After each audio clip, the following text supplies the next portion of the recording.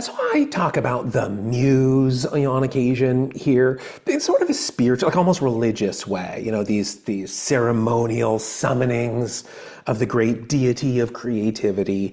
I mean, it's not creepy. It's not like primitive burning of lambs.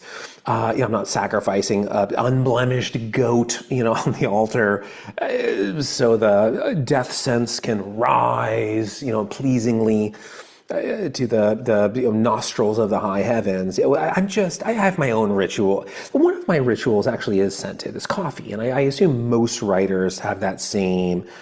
I mean, that roast really is the holy incense in the house of the muse.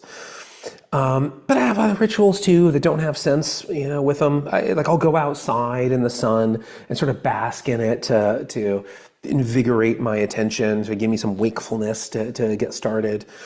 I have musical ones. It's not Gregorian chant or anything out of a hymnal, but I have mostly video game music that I listen to. But all of these rituals are just to get my mind in the right place, to conjure the muse.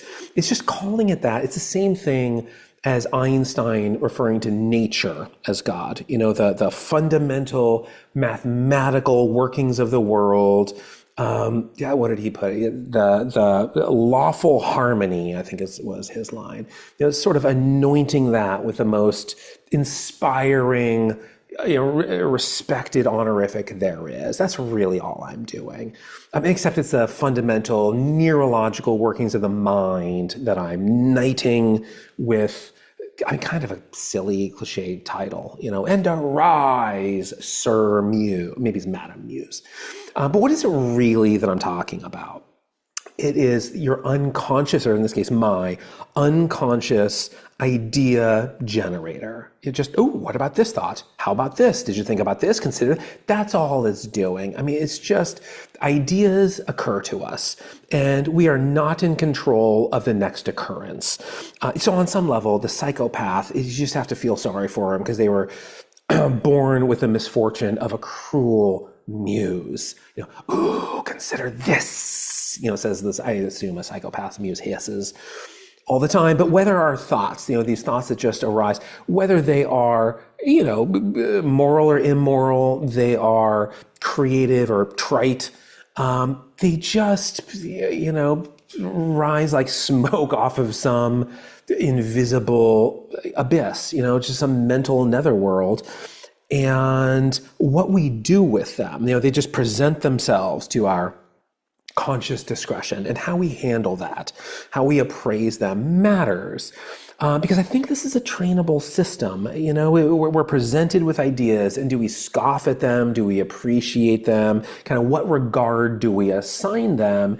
I think the muse will remodel itself in the future to cater to our needs, to its reinforcement system.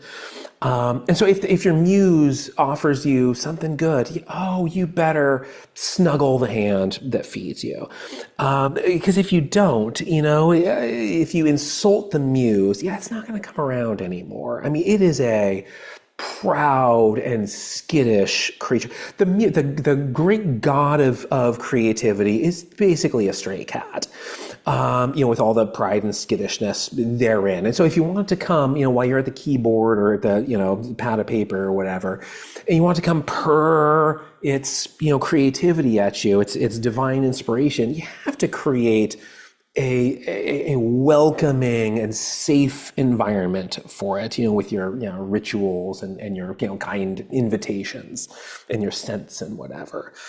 Otherwise, it's just going to skittish itself off and leave you bereft of any creativity. So that is my thesis statement on the muse. That's all I have to say about it.